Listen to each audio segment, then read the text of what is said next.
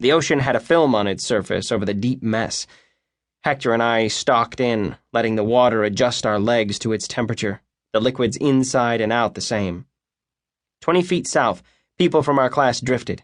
Girls wearing bikini tops, their arms stretched out over the surface, and guys just in shorts doing lazy tricks, kicking water. We didn't have a chance with girls, and we knew it. Hector's limbs still looked like antennae, and I could feel my fat. Tan fat was better than white fat, at least. I had dark skin. Charlie didn't have a chance either, but he walked toward the girls, hands in his pockets, looking as if he were studying the glassy waves. Everyone got married eventually, even fat people, I thought. Marge Cottle was married until her husband died on her. Philip Audrey stood laughing with my mom. A fan of hair blew over her cheek. I wondered if he thought she was pretty. Hector could stand up on a surfboard. The waves always pulled me under. I had a catch of salt in my throat. This was one of those rare days I knew I'd remember later. Our Western childhoods. The fucking eternal boom of the surf. The boops pranced at the fringe of foam with other little kids, their shrieks mostly lost in wind.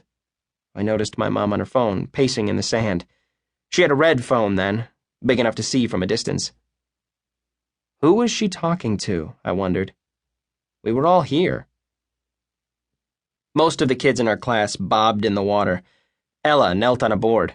She was known for having a beautiful older sister, but I thought Ella was cuter. I was the only one who thought that, and it occurred to me that if she knew, she might be grateful. But I couldn't figure out how to ever tell her. Simon swiveled Ella's board, tipping her into the water, her t-shirt getting drenched. Maybe it was okay that we weren't them. We would be later. We would be in college. The rabid rabbits had started liking people, and now everything was messed up. Charlie liked Estelle, but she stood motionless like a deer by her mother. Zeke liked Leah, but today she'd declared herself in love with Simon. I liked Ella, but I wouldn't tell anyone because I knew I didn't have a chance. Nobody liked who liked them. I ate a lot, but still had that scooped-out feeling from being in the water a long time. I felt skinny, but I wasn't. I loved soft cupcakes. I ate 3. Hector liked the tougher kind.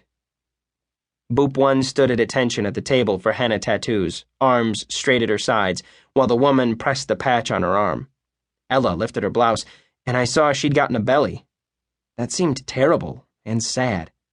My mother stood with Sayre, their hair wild. The Mims had gotten a tattoo on her ankle, a navy blue chain of flowers. Sayre had an anchor on her left shoulder. Hector rode shotgun on the way home. The Boops fell asleep, a head bored into me. Then my mom's phone went on speaker by mistake. It did that sometimes, in those early days of the technology. "Just so if anything happened," I heard Eli say, "she could tell Timmy." "I love you," my mom said in front of us. I blushed for Hector to hear. The Boops were out cold. I wasn't shocked. It wasn't that. If someone had asked me, I would have said she probably loved Eli, but I'd never heard her say that out loud to anyone besides me and my dreadful sisters. Not even to my dad. They hadn't been that kind of couple. I always liked that about them. After the phone snapped off, she said that Eli had had an emergency operation to take out a tumor in his pituitary gland. "In D.C.?" I asked. "Isn't the pituitary gland in the brain?" Hector said. "Yes, but it went well, and he's recovering. His ex-wife is there." "Where does she live again?" "Wisconsin, with Timmy and her parents."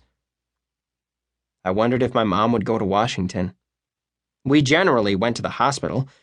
Esmeralda's son had had an operation from a pitching injury, and we drove in traffic to bring him a Game Boy my mom would never have bought for me.